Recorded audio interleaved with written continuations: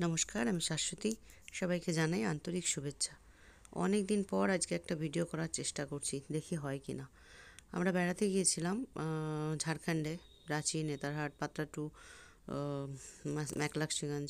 তো সেই ছবিগুলোই চলছে। তার সাথে আজকে আমরা হ্যাশট্যাগ আমরা সকলের যে টপিকটা রয়েছে, সুখের ঘরের চাবিকাঠি, মিতা চ্যাটার্জি, ওটা নিয়ে একটু দু চার কথা বলছি। আমি অনেক দিন দিইনি, অনেক দিন আসতে পারিনি আমরা সকলের ভিডিওতে, এর জন্য আমি অত্যন্ত দুঃখিত।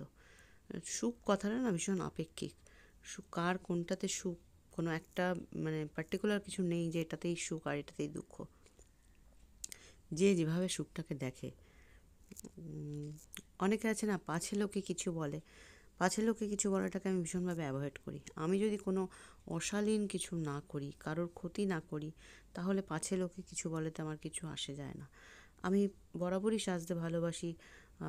সেদিন কবিতাই বোধহয় বলছিল যে তোমাকে দেখেই মনে হয় তুমি আপাদমস্তক একটা রঙিন মানুষ।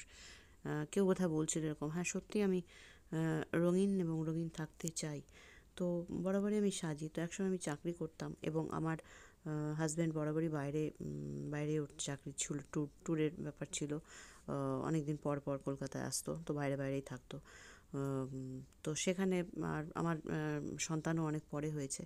তো এই কারণে প্রচুর লোকে আমি দেখেছি আমাকে অনেক বাজে কথা বলেছে, যেহেতু ও বাইরে, আমি চাকরি করি আর আমি এত সুন্দর সেজে গুজে বেরোই, অনেক রকম নানা রকম কথা বলেছে। তো বলুক, তখন আমার অনেক অল্প বয়স ছিল। তখন কত বয়স ছিল? 22-23 বছর বয়স ছিল, হয়তো 24। খারাপ লাগতো ঠিকই, কিন্তু তখন থেকে আমার মনে হতো যে আমি তো কোনো খারাপের জন্য কিছু করছি না।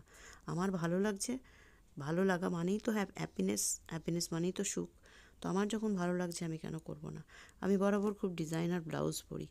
তো ডিজাইনার ব্লাউজ নিয়েও লোকের অনেক রকম কথা ছিল, অনেক কিছু ছিল। কিন্তু সত্যি কথা বলতে কি, আমি কাউকে দেখাবার জন্য কোনোদিনও কোনো কিছু করিনি। আমার নিজের ভালো লাগতো, যেটাতে আমার মনে হয় যে আমাকে আয়নায় দাঁড়ালে আমাকে ভালো লাগছে, আমার নিজের ভালো লাগার জন্যই আমি যা কিছু করেছি।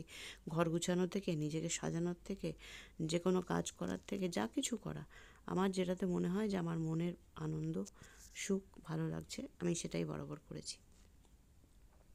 এইটা না বেতলা ফরেস্টের ফটো। বেতলা ফরেস্টে কিচ্ছু নেই, শুধু এটাকে এখন ডিয়ার পার্ক বললেই চলে। আর মানে পুরো একটা মাঠের মতন হয়ে গেছে, কিছু নেই। গেলাম, ঘুরলাম, কিন্তু ভালো লাগেনি বেতলা ফরেস্টটা।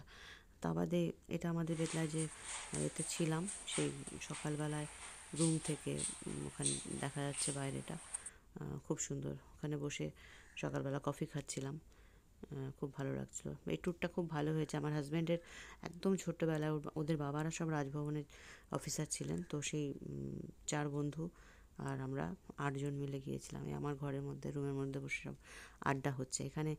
মানে প্রচুর নাচ গান আনন্দ খুব করেছি। ভালো লেগেছে ট্যুরটা। তো সেই সব ছবি চলছে।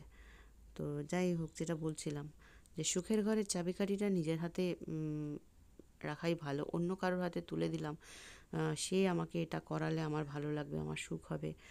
আমরা বেরিয়ে পড়েছি গাড়ি করে। আমার এই গাড়িটা, এই একটা বড় গাড়ি ছিল 15 সিটারের। ওটাতে আমরা মানে রাঁচি টু রাঁচি আমাদের সঙ্গেই ছিল।